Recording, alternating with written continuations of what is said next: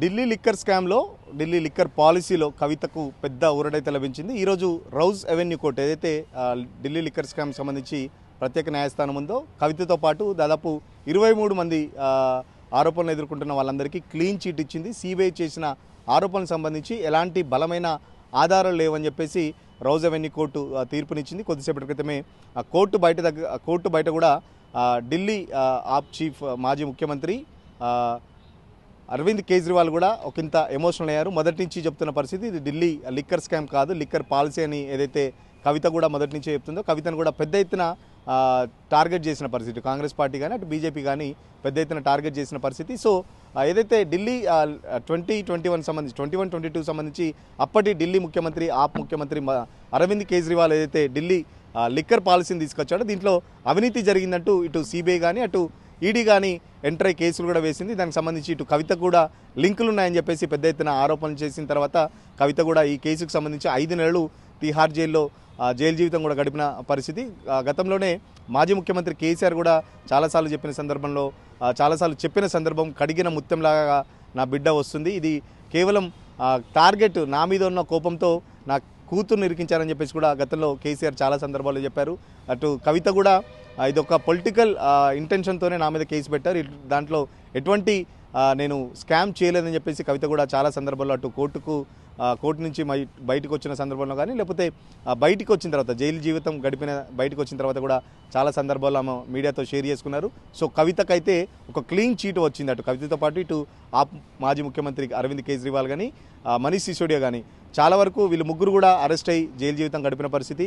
So ఇప్పుడైతే ఒక clean cheat వచ్చింది. సిబిఐకి సంబంధించి ఆరోపణలు అయితే రుజువు కాలేదు, బట్ ఈడీకి సంబంధించి ఎందుకంటే దీంట్లో 100 కోట్లు మనీ లాండరింగ్ కూడా జరిగిందని చెప్పేసి అటు సిబిఐతో పాటు ఈడీ కూడా కేసు నమోదు చేసిన విషయం తెలిసిందే. బట్ ఇప్పుడు సిబిఐ నెక్స్ట్ స్టెప్ ఏంటి, సుప్రీంకోర్టుకు వెళ్తుందా? ఇప్పటికే రౌజ్ అవెన్యూ కోర్టుకు సంబంధించి అయితే 23 మందికి క్లీన్ చీట్ ఇచ్చింది. దీంట్లో ఎలాంటి బలమైన ఆధారాలు లేవు, సిబిఐ చేసిన వాదనలో పసలేదని చెప్పేసి కోర్టు అయితే భావించింది.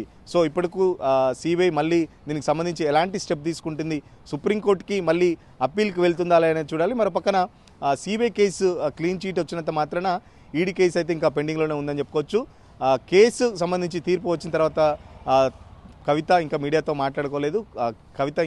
మాట్లాడలేదు. కొద్దిసేపటి తర్వాత కూడా మీడియాతో మాట్లాడుతుంది, కేసుకు సంబంధించి తీర్పుకు సంబంధించి మాట్లాడుతుందని చెప్పేసి కూడా జాగృతి నాయకులు ఇప్పటికే ఒక ప్రెస్ నోట్ కూడా విడుదల చేశారు. సో కవిత అయితే చాలా హ్యాపీగా ఉన్నట్టు చెప్తున్నారు జాగృతి నాయకులు. ఎందుకంటే కవితకు ఒక పెద్ద మచ్చ అనుకోవచ్చు ఈ లిక్కర్ స్కామ్కి సంబంధించి, లిక్కర్ పాలసీకి సంబంధించి. ఎందుకంటే గతంలో కవిత బీఆర్ఎస్లో ఉన్నప్పుడు చాలా వరకు పార్టీకి సపోర్ట్ కూడా లభించింది. బట్ ఏదైతే కవిత పార్టీని డిపెండ్ చేసి గత సంవత్సర కాలం నుంచి బయటికి వచ్చిందో అప్పటి నుంచి లిక్కర్ పాలసీలో ఉన్నందుకు మాత్రమే లిక్కర్ పాలసీలో కవిత చేసినందుకు దానికి ప్రతిఫలమే బీఆర్ఎస్ పార్టీ ఓడిపోయిందని చెప్పేసి కూడా పెద్ద ఎత్తున సొంత పార్టీ నేతలే కవిత మీద కూడా ఆరోపణ చేసిన పరిస్థితి. సో కవిత మొదటి నుంచి చెప్తుంది ఇది ఒక పొలిటికల్ సినారీలో అంటే పొలిటికల్ డ్రామాలోనే ఇదంతా కేసు పెట్టారు, నన్ను ఎదుర్కోలేక అటు చాలా సందర్భాల్లో కవిత కూడా చెప్పిన పరిస్థితి. సో ఇప్పుడు కవిత ఎట్లా రియాక్ట్ అవుతుంది, దీనికి సంబంధించి కేసుకు సంబంధించి ఇప్పటికే మనీష్ సిసోడియా కానీ లేకపోతే ఆప్ మాజీ ముఖ్యమంత్రి కేజ్రీవాల్ కూడా స్పందించిన పరిస్థితి. సో 23 మందికి అయితే క్లీన్ చీట్ ఇచ్చిన రౌజ్ అవెన్యూ కోర్టు దానికి సంబంధించి కేసుకు సంబంధించి మనీ లాండరింగ్ సంబంధించి ఈడీ ఎలాంటి స్టెప్ తీసుకోబోతుంది, మరొక పక్కన సిబిఐ మళ్ళీ సుప్రీంకోర్టుకు వెళ్తుందా లేకపోతే కేసును వదిలేస్తుందా అని చెప్పేసి కూడా చూడాలి. మరో పక్కన కవిత కూడా చాలా వరకు సోషల్ మీడియాలో లిక్కర్ రాని అంటూ కాంగ్రెస్ పార్టీ కానీ అటు బీజేపీ పార్టీ కానీ తెలంగాణ రాష్ట్రం పరువు తీశారు, మహిళలు లిక్కర్ పాలసీలో ఉండడం ఏంటని చెప్పేసి కూడా ఆ కవితకు సంబంధించి పెద్ద ఎత్తున ఆరోపణలు కానీ సోషల్ మీడియాలో కానీ చాలా వరకు పోస్టులు పెట్టారు. దానికి సంబంధించి కవిత కూడా చాలా సందర్భాల్లో సోషల్ మీడియాలో నా మీద ట్రోల్స్ చేస్తున్నారని చెప్పేసి చాలా వరకు బాధపడిన సంఘటనలు కూడా ఉన్నాయి. సో ఇప్పుడు కవితకైతే ఒక భారీ ఊరట లభించిందని చెప్పొచ్చు. జాగృతి నేతలు కూడా పెద్ద ఎత్తున సంబరాలు కూడా సిద్ధమవుతున్నట్టు మనకు సమాచారం అందుతుంది. సో కొద్దిసేపటి తర్వాత కవిత కూడా దీనికి సంబంధించి స్పందించనున్నారు. కవిత ఎట్లా స్పందిస్తారు, దీని తర్వాత బీఆర్ఎస్ పార్టీ రియాక్షన్ ఎట్లా ఉందో కూడా చూడాలి. ఎందుకంటే ఇప్పుడు కవిత బీఆర్ఎస్ పార్టీలో లేరు, బీఆర్ఎస్ పార్టీ నుంచి దాదాపు 1 year అవుతుంది ఆమె డిఫెండ్ చేసి బయటకు వచ్చారు. సో ఈ తీర్పు సంబంధించి బీఆర్ఎస్ పార్టీ నేతలు స్పందన కూడా ఎలా ఉంటుందో కొద్దిసేపట్లో తెలిసే అవకాశం ఉంది.